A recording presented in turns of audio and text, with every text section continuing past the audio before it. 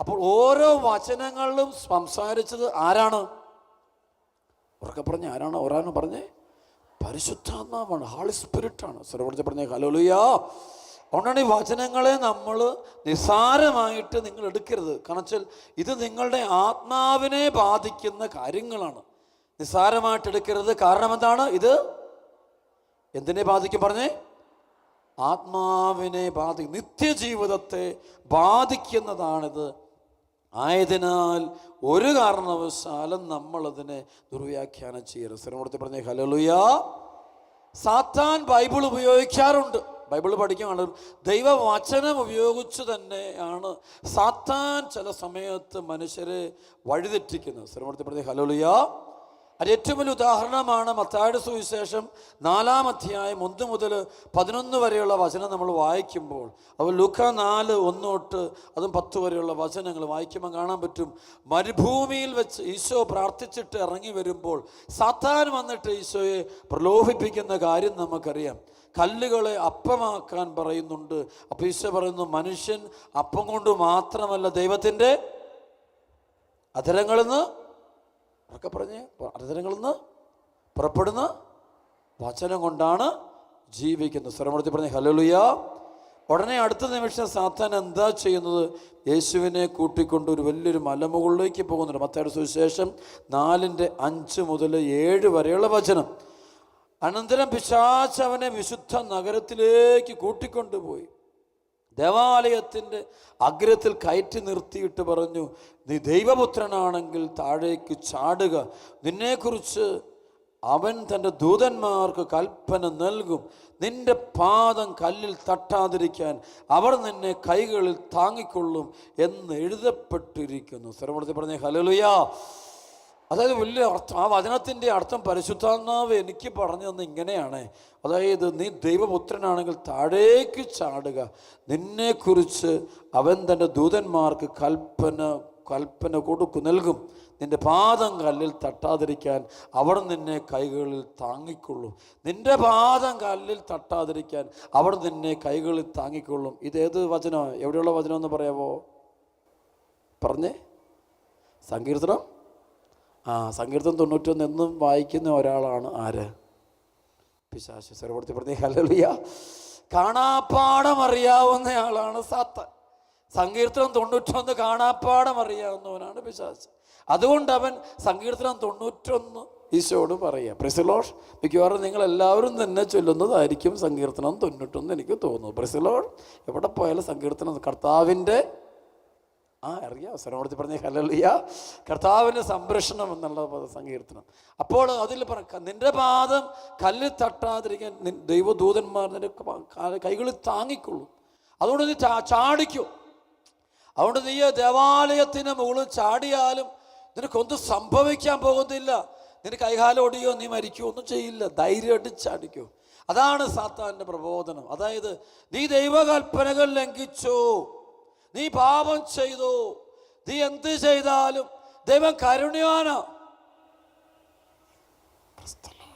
ഒന്നും പേടിക്കേണ്ട കാര്യമില്ല, ഒന്നും സംഭവിക്കില്ല.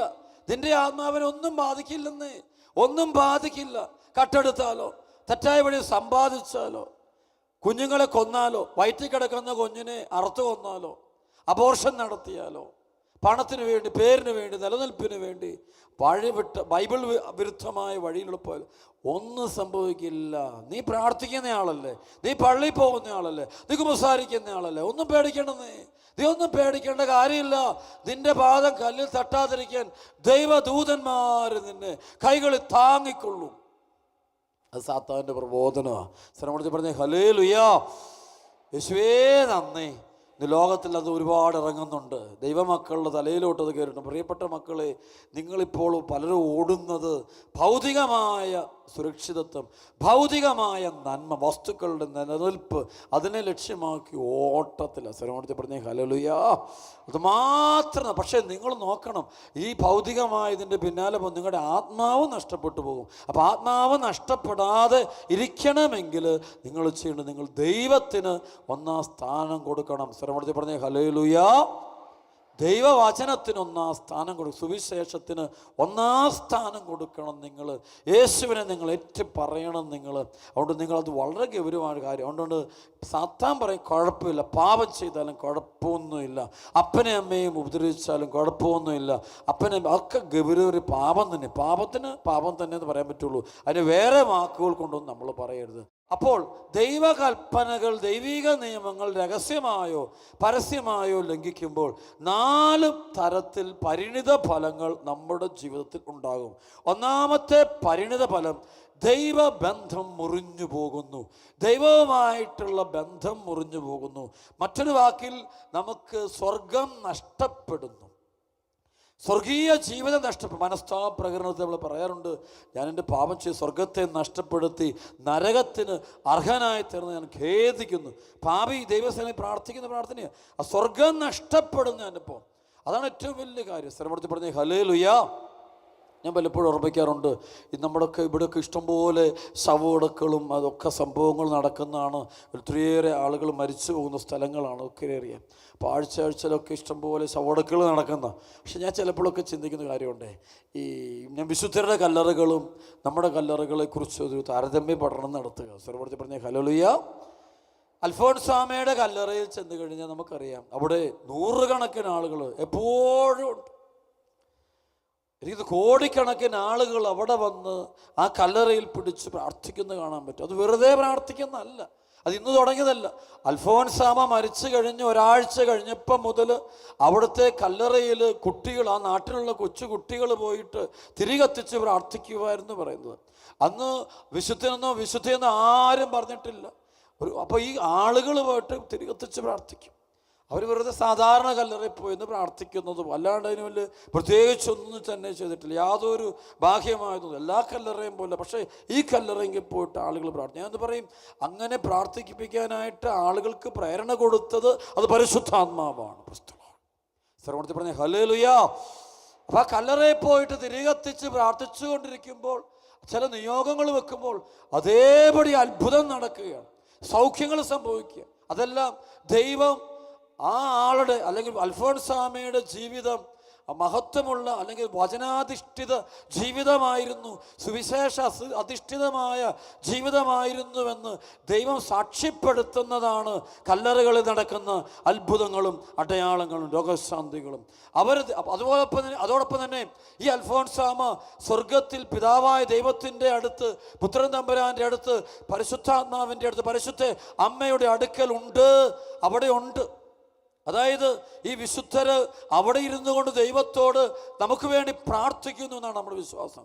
അവരവിടെ പോയിട്ട് നമുക്ക് വേണ്ടി പ്രാർത്ഥിക്കുന്നു. ഇവരുടെ മുമ്പിൽ പ്രാർത്ഥിക്കുന്നവർക്ക് വേണ്ടി ഇവർ ദൈവസന്നിധിയിൽ പ്രാർത്ഥിക്കുകയും ദൈവം തൻ്റെ ആത്മാവിനെ ആ മക്കളിലേക്ക് വർഷിച്ചുകൊണ്ട് അത്ഭുതങ്ങളും അടയാളങ്ങളും കൊടുക്കുന്നു എന്നതാണ് നമ്മുടെ വിശ്വാസം. അപ്പോൾ എൻ്റെ കൊണ്ട് ഈശോ പറയുന്ന കാര്യം ഇതാണ്.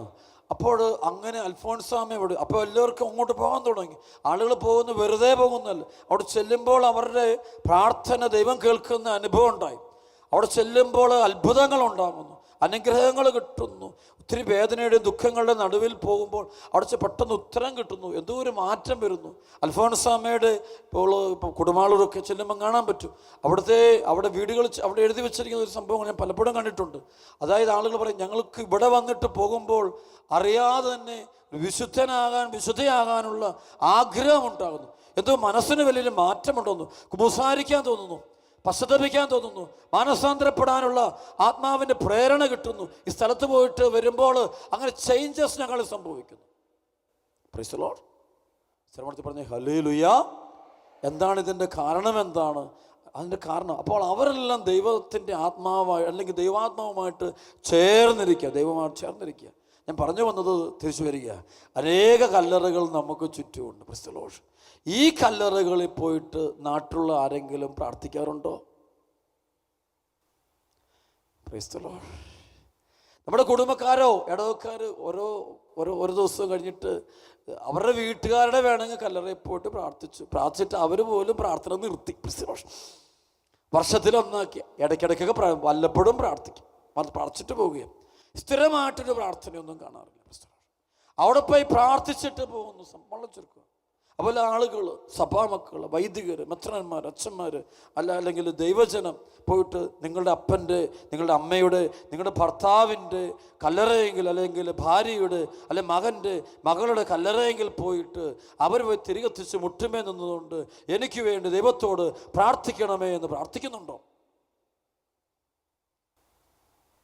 എന്തോ ഒന്നും മിണ്ടാത്തത്? യേശുവേ നന്ദി. അവിടെ പോയി കുട്ടികൾ പ്രാർത്ഥിക്കുന്നുണ്ടോ? യുവാക്കൾ, യുവതികൾ അൽഫോൻസാമയുടെ കല്ലറയെങ്കിൽ പോയി പ്രാർത്ഥിക്കുന്ന പോലെ നിങ്ങളുടെ കല്ലറകളിൽ പോയി എന്ന് പ്രാർത്ഥിക്കുന്നുണ്ടോ? നിങ്ങളുടെ കല്ലറ കാണാൻ നല്ല ഒന്നാം തരം കല്ലറ, പ്രൈസ് ദി ലോർഡ്.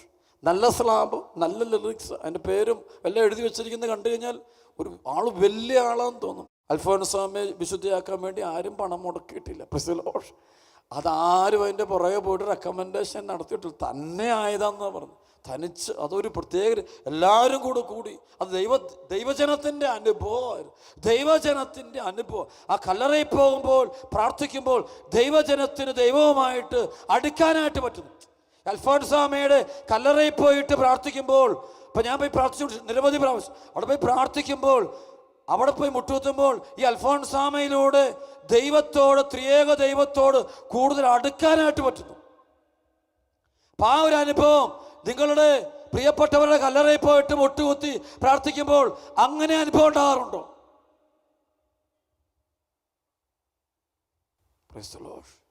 എനിക്ക് ബൈബിളിലെ ഒരു വചനം, ഒത്തിരി പേടിയുള്ള വചനമുണ്ട്. അത് ജെറമ്യാ പ്രവാചകന്റെ പുസ്തകത്തിൽ പറയുന്ന വചന, സമാധാനം ഇല്ലാതിരിക്കെ സമാധാനം സമാധാനം എന്ന് പ്രവചിക്കുന്ന പ്രവാചകന് ദുരിതം.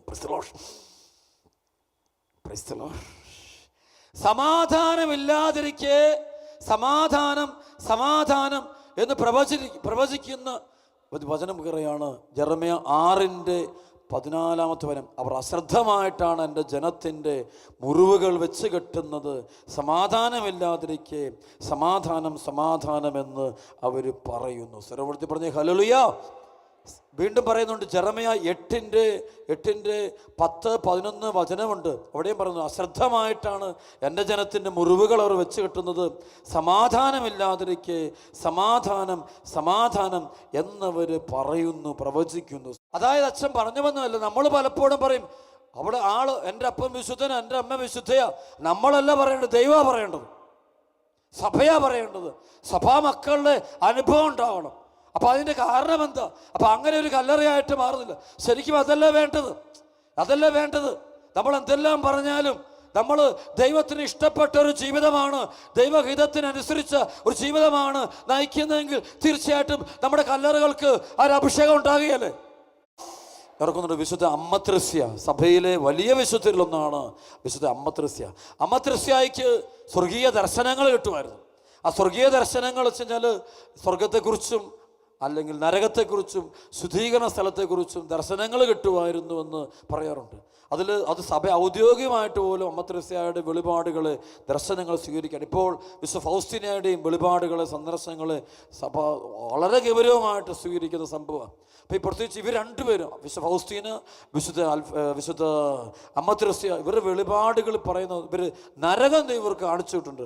നരകം എന്നത് യാഥാർത്ഥ്യം, അതിൻ്റെ പൂർണ്ണതയിൽ തന്നെ ദൈവം കാണിച്ചു കൊടുത്തിട്ടുണ്ട്. കൊച്ചുറസ്യ പുണ്യതയ്ക്കും കിട്ടിയിട്ടുണ്ട്. നരകം എന്ന യാഥാർത്ഥ്യം അതേപോലെ ദൈവം വെളിപാടിലൂടെ കാണിച്ചു കൊടുത്തിട്ടുണ്ട്. അവർ പ്രാർത്ഥനയിരിക്കുമ്പോൾ വളരെ വ്യക്തമായിട്ട് ഇവരുടെ ആത്മാവ് ഇവരെ കൂട്ടിക്കൊണ്ടുപോകുന്ന ഒരു സംഭവമുണ്ട്. അത് വിശുദ്ധർക്ക് ദൈവം കൊടുക്കുന്നു. വിശുദ്ധിയിൽ ജീവിക്കുന്ന, ഈശോയ്ക്ക് ഇഷ്ടപ്പെട്ട ജീവൻ നയിക്കുന്ന ആളുകൾക്ക് ദൈവം അങ്ങനെയുള്ള ചില കൃപ കൊടുക്കാറുണ്ട്. അപ്പോൾ ഇവർക്ക് കിട്ടിയിട്ടുണ്ട്. അപ്പോൾ അതിൽ പറയുന്നുണ്ട്, നരകം കാണിച്ചു കൊടുത്തു. അപ്പം അമ്മത്രസ്യ പറയാണ്, ഞാൻ നരകം വ്യക്തമായിട്ട് ദൈവം എനിക്ക് കാണിച്ചു, എന്നെ കൊണ്ടുപോയി കാണിച്ചു. അപ്പോൾ കാണാൻ പറ്റും, അഗ്നി തടാകം കിടക്കുന്നു. 10,000-കണക്കിന് കോടിക്കണക്കിന് ആത്മാക്കൾ ഈ അഗ്നി തടാകത്തിൽ കിടന്ന് പീഡ അനുഭവിക്കുന്നത് ഞാൻ കണ്ടു. കരിഞ്ഞുണങ്ങിയ ആത്മാക്കളെ കണ്ടു, നിലവിളിക്കുന്ന ആത്മാക്കളെ ഞാൻ കണ്ടു. അതൊരു ഭീകരമായ സംഭവമായിരുന്നു. എൻ്റെ മനസ്സിന് അതൊരിക്കലും നിയന്ത്രിക്കാൻ പറ്റാത്തൊരു സംഭവമായിട്ട് മാറുന്നു. എനിക്കത് കാണുകയെ വേണ്ടാന്ന് ഞാൻ ദൈവത്തെ, കാരണം അവരുടെ നിലവിളി സഹിക്കാൻ മേലാത്ത നിലവിളി തന്നെയായിരുന്നു. എന്നിട്ട് പറയുന്നൊരു വാക്കുണ്ട്, അതിൽ എല്ലാ മേഖലയിലും പെട്ടവരുണ്ടായിരുന്നു പറയുന്നുണ്ട്. വൈദികരുണ്ടായിരുന്നു, സന്യസ്തരുണ്ടായിരുന്നു, ദൈവമക്കളുണ്ടായിരുന്നു, നാനാജാതി ആൾക്കാരുണ്ടായിരുന്നു, പലതരത്തിലുള്ള ആളുകൾ അത് കിടപ്പുണ്ടായിരുന്നു. എന്നിട്ട് പറയുന്നുണ്ട്, ഇവരെല്ലാം പറഞ്ഞൊരു കാര്യം ഇതാണ്: ഞങ്ങൾക്ക് പരിചയമുണ്ടായിരുന്ന ആളുകൾ പോലും അതിൽ കിടപ്പുണ്ടായിരുന്നു. ഞങ്ങളോർത്ത് അവർ വിശുദ്ധരാണെന്ന് ഞങ്ങൾ ഭൂമിയിൽ വെച്ച് ഞങ്ങൾ വിചാരിച്ചുവെങ്കിലും മരണാനന്തരം അവർ നിത്യനരകാഗ്നിയുടെ പീഡ അനുഭവിക്കുന്നത് കണ്ടുവെന്ന് ഇവർ എഴുതി വെച്ചിട്ടുണ്ട്. വിശ്വസിക്കുന്നവർ വിശ്വസിച്ചാൽ മതി. സംഭവിക്കുക സത്യമാണിത്. ഇത് സത്യം തന്നെയാണ്. സർവ്വടുത്ത് പറഞ്ഞ ഹല്ലേലൂയ, സർവ്വടുത്ത് പറഞ്ഞ ഹല്ലേലൂയ. അമേരിക്കയിൽ ഒരു വൈദികൻ, ഫാദർ ജോസഫ് എന്നൊരു വൈദികനുണ്ട്. അച്ഛൻ മരിച്ച് ഉയർത്തെഴുന്നേറ്റതുപോലത്തെ സംഭവം ഉണ്ടായ ആളാണ്. അച്ഛൻ മരിച്ചിട്ട് ഒരു 4 മണിക്കൂർ കഴിഞ്ഞാണ് അച്ഛന് ജീവനിലേക്ക് തിരിച്ചു വരുന്ന ഒരു സംഭവമുണ്ട്. അത് ലോകം മുഴുവൻ തന്നെ അത് അറിഞ്ഞിട്ടുള്ള സംഭവമാണ്. ഒരുപക്ഷെ നിങ്ങളെല്ലാവരും തന്നെ അത് യൂട്യൂബിലൂടെ അത് ചിലപ്പോൾ ചില ആൾ കണ്ടിട്ടുണ്ടാകും ഞാൻ കരുതുകയാണ്. അപ്പോൾ അതിനകത്ത് അച്ഛൻ പറയുന്നുണ്ട്, അച്ഛനെ 3 മണിക്കൂർ നേരം ഈ ഒരു ദൈവദൂതൻ എടുത്തോണ്ട് പോകുന്ന കാര്യമാണ്. അച്ഛനിങ്ങനെ റോഡിൽ കടന്ന് വാഹന അപകടത്തിൽ കേരളത്തിൽ വെച്ച് മരിച്ച സംഭവമാണ്. അപ്പോൾ അച്ഛനെ എടുത്തുകൊണ്ട് ആശുപത്രി കൊണ്ടുപോകുന്നു. ആശുപത്രി ചെന്ന് ഡോക്ടർ പരിശോധിച്ച് നോക്കുമ്പോൾ അച്ഛൻ 100% മരിച്ചു കഴിഞ്ഞിരുന്നു. അപ്പോൾ അച്ഛനെ ശവം കൊണ്ടുപോയിട്ട് മോർച്ചറി കൊണ്ടുപോയി വെച്ചു. എന്നിട്ട് അച്ഛൻ്റെ വീട്ടുകാരെ ബന്ധുക്കളെയൊക്കെ വിളിച്ചു. അവരെല്ലാം ഇങ്ങ് വന്നുകൊണ്ടിരിക്കുകയാണ്. അവർ വരുന്ന സമയത്ത് ഉണ്ടാകുന്ന സംഭവങ്ങളാണ് പറയുന്നത്. Price the Lord. അപ്പോൾ ഈ സമയത്തുണ്ടായ സംഭവമാണ്. അതായത് അപ്പോൾ അച്ഛൻ പറഞ്ഞു, ഞാൻ എൻ്റെ ശരീരത്തിൽ നിന്ന് മാറി. എനിക്ക് കാണാമായിരുന്നു വ്യക്തമായിട്ട് എൻ്റെ ഡെഡ് ബോഡി നിലത്ത് കിടക്കുന്നത് എനിക്ക് കാണാം. എൻ്റെ ഡെഡ് ബോഡി ആളുകൾ എടുക്കുന്നത് ഞാൻ കണ്ടു. അവരെടുക്കുന്നത് എടുത്തുകൊണ്ട് ഇവർ ഹോസ്പിറ്റലിലോട്ട് ഓടുന്നത് ഞാൻ കണ്ടു. ഞാനിതിൽ നിന്ന് മാറുന്നുണ്ട്, അത് വ്യക്തമായിട്ട് കണ്ടു. ആ സമയത്ത് ഒരു ദൈവദൂതൻ എൻ്റെ അടുത്ത് വന്നിട്ട് പറഞ്ഞു, നീ ഭയപ്പെടണ്ട, നിനക്ക് 3 മണിക്കൂർ നേരം ദൈവം തന്നിട്ടുണ്ട്. ഈ 3 മണിക്കൂർ കൊണ്ട് നിന്നെ നരകവും ശുദ്ധീകരണ സ്ഥലവും സ്വർഗവും കാണിക്കണമെന്ന് എന്നോട് ദൈവം ആവശ്യപ്പെട്ടിട്ടുണ്ട്. നീ ഇത് കണ്ടിട്ട് നീ തിരിച്ചു നീ ലോകത്തിലേക്ക് ചെന്നിട്ട് നീ ആളുകളോട് പറയണം എന്ന് പറഞ്ഞു കൊടുക്കുന്നുണ്ട്. എന്നിട്ട് ആദ്യം കൊണ്ടുപോകുന്നത് നരകത്തിലേക്കാണ്. നരകം കാണിച്ചു കൊടുത്തെന്ന് പറയും, വ്യക്തമായിട്ട് കാണിച്ചു പോകുമ്പോൾ അതിൻ്റെ അച്ഛൻ എഴുതിയ ആ പേപ്പർ എൻ്റെ കയ്യിൽ ഇപ്പോഴും ഇരിപ്പുണ്ട് സംഭവം. അച്ഛൻ പറയുന്നുണ്ട്, അതായത് ഞാൻ വ്യക്തമായിട്ട് ഞാൻ നരകാഗ്നി കണ്ട് ഞാൻ അതിലെല്ലാത്തരം ആളുകൾ, അദ്ദേഹം പറയുന്നുണ്ട്, വൈദികരും സന്യസ്തരും ദൈവമക്കളും എല്ലാത്തരം ആളുകളുണ്ട്. പ്രത്യേകിച്ച് വ്യഭിചാരം, മദ്യപാനം, മ്ലേച്ഛപാപങ്ങളിൽ മുഴുകി ജീവിക്കുന്നവർ, വിഗ്രഹാരാധനയിൽ മുഴുകി ജീവിക്കുന്നവർ, ധനാസക്തി മുഴുവൻ നിൽക്കുന്നവർ, അങ്ങനെയുള്ളവരും ഉണ്ടായിരുന്നു. അത് പറഞ്ഞുകൊണ്ട് അച്ഛൻ പറഞ്ഞു, എനിക്ക് അടുത്തറിയാവുന്ന ആളുകളുണ്ടായിരുന്നതിൽ അതിന് പേരെഴുതുന്നില്ല എന്ന് അദ്ദേഹം പറഞ്ഞിട്ടുണ്ട്. വ്യക്തമായിട്ട് ഞാൻ ആരുടെയും പേര് പറയത്തില്ലെന്ന് പറഞ്ഞു. അതിനുശേഷം ഈ അച്ഛനെയും കൊണ്ട് അടുത്ത് പോകുന്നത് ശുദ്ധീകരണ സ്ഥലം കാണും. അവിടെയും ഇതേപോലെ തന്നെ സംഭവം കണ്ടു. അവരിങ്ങനെ ഈ അച്ഛനെ കണ്ടുപാട് ഓടി ആത്മാക്കൾ വന്നിട്ട് അച്ഛൻ പറഞ്ഞു, എനിക്ക് പരിചയമുള്ള ഒത്തിരി ആളുകൾ മരിച്ചുപോയവർ ഞാൻ കണ്ടു. എല്ലാവരും എൻ്റെ അടുത്ത് ഓടിയെത്തി. അവരെന്നോട് നന്ദി പറഞ്ഞു. കാരണം ഈ അച്ഛനൊരു പ്രത്യേകത ഉണ്ടായിരുന്നു. അച്ഛൻ തൻ്റെ കുർബാനകൾ അർപ്പിക്കുമ്പോൾ എല്ലാ കുർബാനയിലും ശുദ്ധീരാത്മാക്കൾക്ക് വേണ്ടി അച്ഛൻ പ്രാർത്ഥിക്കുമായിരുന്നു. അപ്പോൾ ഈ ആത്മാക്കൾ ഓടി വന്നിട്ട് അച്ഛനോട് പറയുന്നുണ്ട്, താങ്ക്സ് പറയുന്നതായിട്ട് ഓരോരുത്തരും വന്ന് താങ്ക്സ് പറയുന്ന സംഭവം. 3ാമത് ഈ അച്ഛനെയും കൊണ്ട് സ്വർഗം കൊണ്ടുപോയി കാണിക്കുന്നുണ്ട്. സ്വർഗം മുഴുവൻ ചുറ്റി നടന്ന് കാണും. അപ്പോൾ അവിടെയും പറഞ്ഞു, ഞാൻ അത്ഭുതപ്പെട്ടു. പലരും ഈ ഭൂമി വെച്ച് നരകാഗ്നിയിലായിരിക്കുമെന്ന് ഞാൻ കരുതിയ പലരും അവിടെ സ്വർഗത്തിലുണ്ടായിരുന്നു. സ്വർഗത്തിലായിരിക്കുമെന്ന് ഞാൻ കരുതിയ പല ആളുകളും അവിടെ ഇല്ലായിരുന്നു. അച്ഛനത് വളരെ അനുഭവമാണ്. അച്ഛനും ഇതുപോലെ നേരെ കാണും സംഭവം. പ്രിയപ്പെട്ട ദൈവമക്കളെ, സഭ നമ്മളോട് മാനസാന്തരപ്പെടാൻ, അനുദപിക്കുവാൻ, കരുണയുടെ വാതിലൂടെ പ്രവേശിക്കാൻ സഭ പറയുമ്പോൾ അതിനകത്ത് വളരെയധികം അർത്ഥങ്ങളുണ്ട്. അതൊരു ആത്മാവിൻ്റെ തലമാണിത്. ആത്മാവിന് വില കൊടുക്കാതെ ലോകത്തിന് വില കൊടുക്കുന്നവൻ ഭോഷനാണവൻ.